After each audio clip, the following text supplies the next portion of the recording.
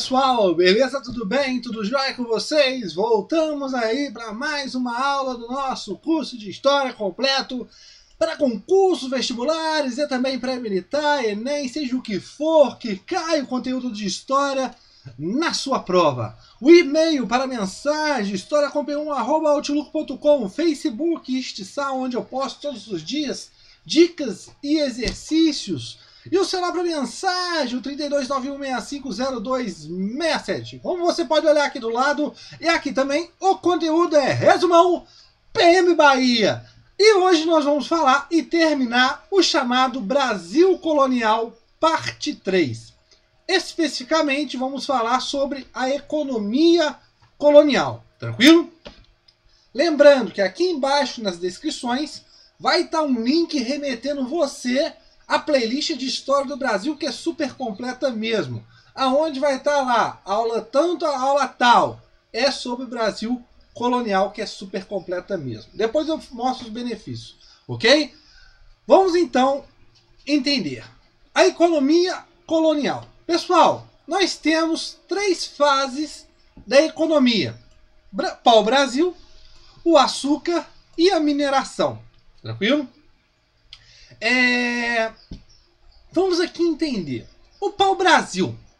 O pau-brasil é naquele primeiro período chamado de pré-colonial. Ou seja, aquele período que eu falei para vocês dos primeiros 30 anos do Brasil nascido na Constituição Portuguesa. Ou seja, é naqueles primeiros 30 anos onde você não tem uma iniciativa colonizadora de fato do Portugal sobre o Brasil. Por quê? Por favor, assiste a primeira aula sobre Brasil Colônia, que eu explico isso, tranquilo? Então a aula aqui fica muito grande. E nesses primeiros 30 anos, a coroa portuguesa tem que tirar algum proveito da recém-colônia, né? E nesse caso, o primeiro produto a fazer de produto econômico rentável para Portugal será o pau-brasil. O pau-brasil, muito na Europa requisitado por causa de sua madeira nobre, também a tinta também avermelhada para tingir roupas e entre outras coisas mais. Então era um produto que tinha valor agregado no mercado europeu. Não era uma coisa à toa, né? Mas como que acontecia esse pau-brasil, essa extração de pau-brasil? Era o extrativismo, ou seja, o cara vai lá, corta a madeira, mas nós temos que observar uma coisa aqui. Cortar o pau-brasil, você não chega numa área e fala assim, pô, isso aqui é uma plantação de pau-brasil. Não tem um tanto específico ali, uma floresta de pau-brasil em uma determinada área. Não. Aí tinha alguns problemas, porque o pau-brasil se dava em locais diferentes, pouco distantes também. Então se precisava de uma mão de obra, essa mão de obra que nós vamos ver, o índio, tranquilo? Mas beleza. Então é o extrativismo, o cara vai lá e corta. Quem que corta? Calma que nós vamos ver, vamos explicar tudo. Mas você tem que saber que é cortado. Um extrativismo também onde não tem a ideia de você replantar, né? Ah, eu cortei o pau-brasil, vamos pegar uma muda, gente, vamos plantar aqui de novo. Não tinha essa ideia, né? Então beleza. Então, muitas vezes, em algumas áreas, o pau-brasil sumia, perdia-se, né, por causa de tanto você retirar o pau-brasil. Externo, por quê? Visava o mercado externo. Ah, você vendia, tinha uma loja de móveis no Brasil nesse momento? Não. Então, cortava-se o pau-brasil, levava para as feitorias, lembrando que as feitorias aqui são entrepostos comerciais, ou seja, são armazéns aonde vão ser ali armazenados o pau-brasil para depois ser carregado para o navio partir para a Europa. Tranquilo? Então, o objetivo do pau-brasil extraído era o mercado externo. Beleza? Ok. E o índio? Aí que tá. A primeira mão de obra do Brasil será o índio. O índio, gente, por que o índio? Por quê? Temos que deixar de lado também algumas ideias, alguns vícios de falar que o índio é preguiçoso. Essa coisa não existe, né? Ah, o índio não aguenta trabalhar. Não existe, gente. O índio, ele tem a sua forma de trabalho, ele tem aquela coisa ali de trabalhar para subsistência, não tem aquela ideia de produzir tanto, de fazer grandes produções para comercializar ou fazer alguma coisa, não. Comercializa aquilo ali que ele é de subsistência, caso exceda alguma coisa, faça a troca, tranquilo? Então essa ideia de índio preguiçoso é a ideia de concepção eurocentrista. Né? Ou seja, a vida do índio é uma vida normal, tranquila, beleza? O problema era que o índio não estava adaptado para a força braçal, como foi o caso na colonização do Brasil, tranquilo? Beleza.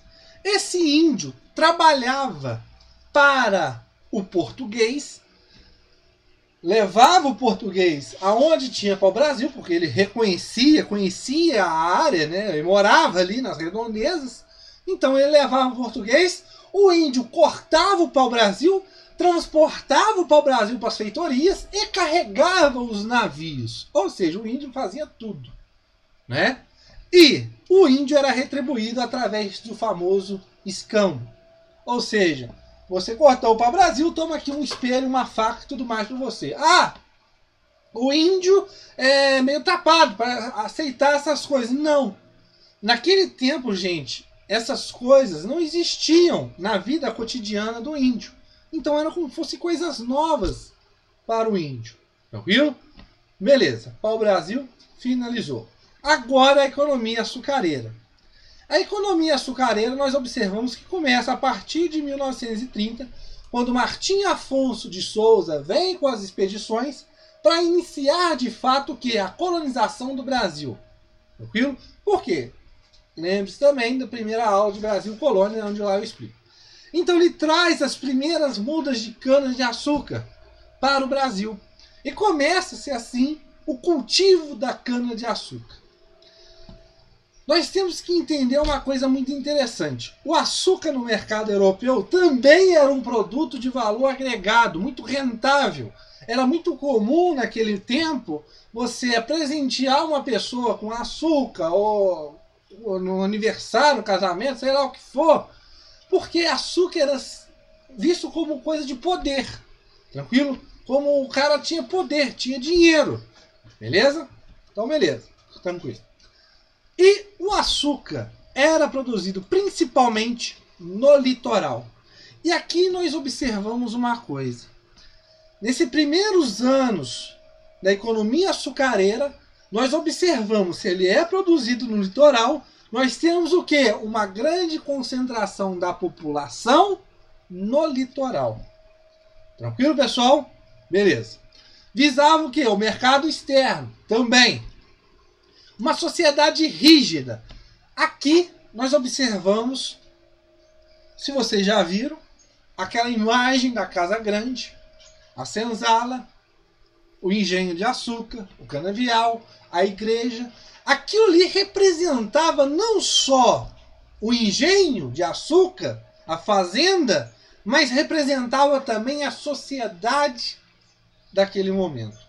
Uma sociedade rígida, onde nós observamos claramente pessoas livres e não livres. Tranquilo? Qual que era a principal mão de obra? Mão de obra escrava. Ah, mas nós também tínhamos mão de obra livre trabalhando no engenho. Sim, mas a principal mão de obra, quem vai fazer os trabalhos mais forçados, mais braçais, será o escravo africano. Uma sociedade rígida onde você tem uma dificuldade de mobilidade social. Ou seja, era muito difícil uma pessoa não livre se tornar livre. Só se ele comprasse a alforria. Mas era muito difícil. Tranquilo? Por isso, sociedade rígida. Mão de obra escrava, africana, mas também livre. Mas principalmente africana. Plantation. Ou seja, grandes plantações monocultura. Eram grandes fazendas, grandes plantações de cana com uma única cultura, o açúcar. E nós temos que observar uma coisa interessante aqui. Eu falei para vocês que a sociedade colonial, nesse primeiro momento da economia açucareira, ela está mais localizada no litoral. As principais cidades, a população está ali no litoral brasileiro. Mas você tem a pecuária. Quando nós falamos de interiorização, gente, do Brasil, nós lembramos dos bandeirantes. Sim, mas nós também temos que lembrar a pecuária. Por quê? A fazenda do engenho do açúcar está ali. Só que ela precisa de carne, ou precisa de animal para mover algum engenho, alguma coisa assim, alguma coisa. Precisa de abastecimento. Então tinha pecuaristas nas regiões. O problema era que, quanto mais exportava açúcar e precisava mais de açúcar, o que tendia com as fazendas açucareiras? Expandir o seu território. E muitas vezes dessa expansão desses engenhos de açúcar empurravam esses pecuaristas para o interior do Brasil. E o que nós observamos aqui?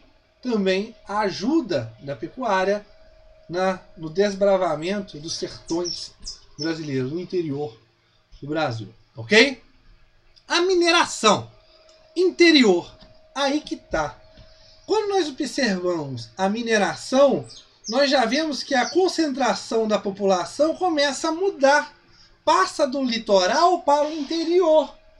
Por que no interior? Porque é no interior, Minas Gerais, Paraná, São Paulo, que se encontra as primeiras minas de ouro. Minas não, né? Ali o ouro de aluvião, que era na flor da água, o ouro mais fácil de ser recolhido, não precisava de muitas técnicas sofisticadas, maquinário para ser garimpado e tudo mais, diferente da mineração da colônia espanhola, como por exemplo em Potesi, que você tinha que furar buracos, túneis, né, cavernas para tirar o ouro.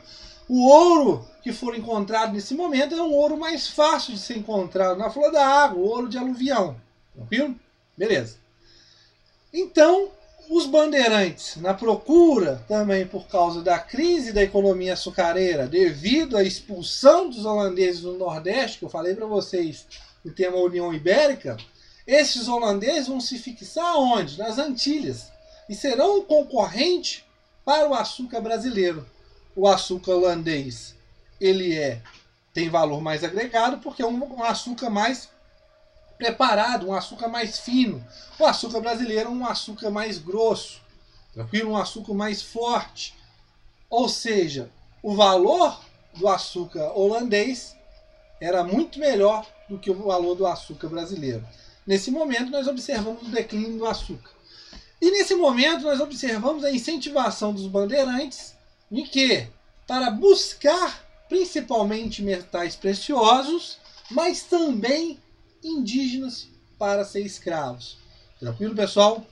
Nós temos nesse momento a interiorização, porque a partir do momento da encontrada dessas áreas de mineração, você tem a fixação desse pessoal e a formação de cidades no interior. Tranquilo?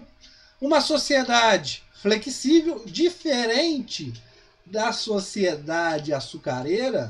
Por quê? Aqui o cara, vamos dizer, é um escravo.